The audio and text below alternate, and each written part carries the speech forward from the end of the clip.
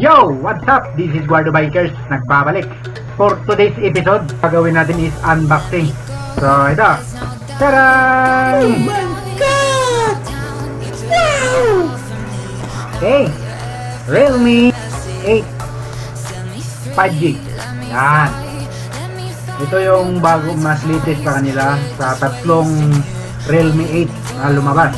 Ito yung pinaka-latest 5G. So, ngayon, titingnan natin kung sulit nga ba ito. Ano mga pictures nito? Tadaan! Alright. Sa karton pa lang, sulit na sulit na. Ayan, kapal ng karton. Talagang mapapa-Realme ka. Unang makikita natin sa box ay ito, of course. Pack! Okay, ang bumugan sa atin ay nandyan ng pin. Of course, ng SIM card. Gaya ng SIM card, memory card. So ito, manual or guide ng ating Realme. Of course, ito pang isa. Tadaan! Ang Gillicase. Ang Gillicase ng bayan. Legit oh. May barcode pa. Proceed tayo sa mismong unit. Alright. Oop.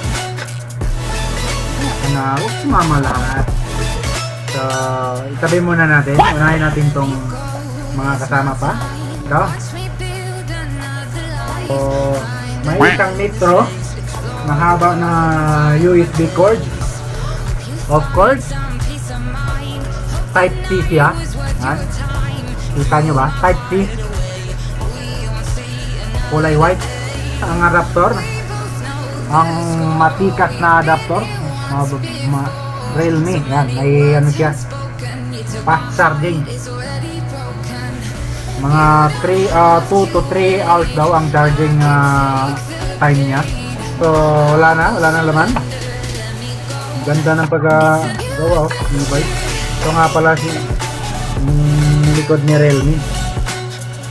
Yan, Realme 8 5G. Alright. Ito nang pinaka-antay natin, ang unit mismo. Of course, meron siyang plastic para maiwasan yung gas. At may barcode siya. Legit. Yan. Right. Tanggalin natin. May nakasulat dito sa plastic. Warning, this device only supports the standard nano SIM card. For if using non-standard SIM card may cause damage to your phone. The battery cannot be removed from the device. If you need to replace, please contact Realme Authorized Service Center. Okay, maliwanag yun ha. Built-in battery siya. So ito na, nailabas na natin. Tadaan! Oh, may ano siya, warranty sticker. Yan, may nakadikit. Yan, kita ba? Hindi nyo kita? Bulag kayo.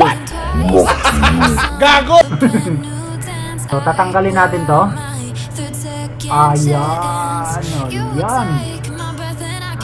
Ito, lilipat natin sa box. Ito na natin lagay. Sabi nung seller, warranty code daw yun. Pag within 1 year, may factory defect. So, pwede nilang palitan. Ito na, ano yung medyo madumi yung kamay natin. Bumabakat ah. Wow! Kita nyo yan. Sa sobrang kintab. Nagmi-mirror yung PC ko. Yan, nakikita yung PC ko. 4 na camera meron siya. Tama ba? Tatlo. Abang lang ata ito isa eh. Gago! Tapos may flash siya. Ang rear camera niya is 48 megapixel. Buksan na natin. At oo nga pala, hindi kagaya ng ibang mga phone, gaya ng isa kong cellphone na Vivo, dito yung fingerprint. Siya, dito sa gilid. Oh my God! Ayan. Dito sa gilid yung fingerprint niya. Pag bumili ka ng Realme 8 5G, meron siyang previous. Hindi ko lang alam kung sa lahat ng stores meron to. Pero sa stores na binilhan ko sa SM Bikutan, meron siya. Kasi ito yung unang tinanong ko kung meron sila. Tingnan natin. Ito, headset. Alright. Kulay puti.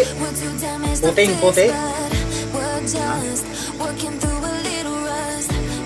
Wala siyang brand. Naka 3.5 audio jack. Alright. Hindi lang yan. Ito pa. Charan! Power bank. Meron siyang power bank. Meron siyang USB cord. Yan. Type-C din. Ito na siya. Napakaliit. What? Since previous siya, so tamang-tama lang talaga. Pang-emergency lang. Na pwede ka makapag-response kung may dapat yung responsan. So, capacity 5,000 mAh. Universal. No? 5,000 lang siya. Napakaliit lang. At hindi lang yan. Tatlo ang previous nito. Charan! Ito yung pinakasulit sa lahat ng previous na kita ko. Microphone stand. Ito na. Bubuksan natin. Kung mabukal nga ba talaga ito. Hindi naman ito pang microphone eh. Pang cellphone to eh.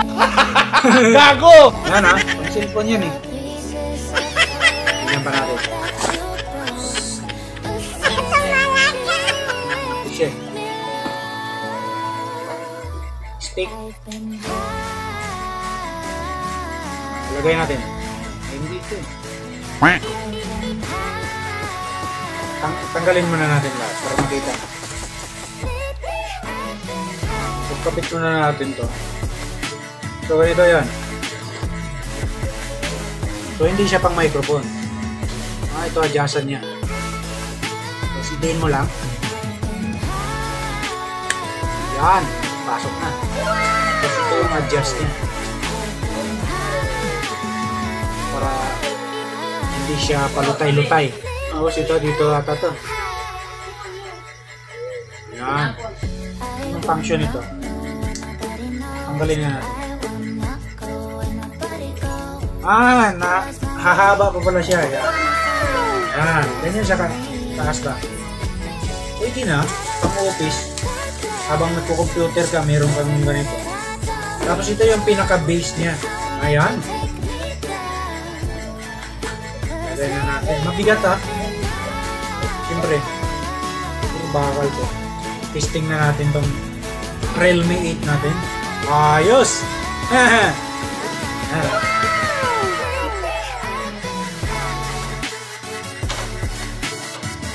Ayan. Tapos, headset. Yan. Alright. So, ito na yung magiging sit-up niya. Okay siya. Bumili na kayo ng Realme 8 5G. Okay. Ang kagandahan nito is 5G na siya. So, may kalakasan na yung signal niya. Pagkakalam ko, magkakaroon na tayo ng 5G satellite. What? Satellite? 5G signal sa ating bansa next year.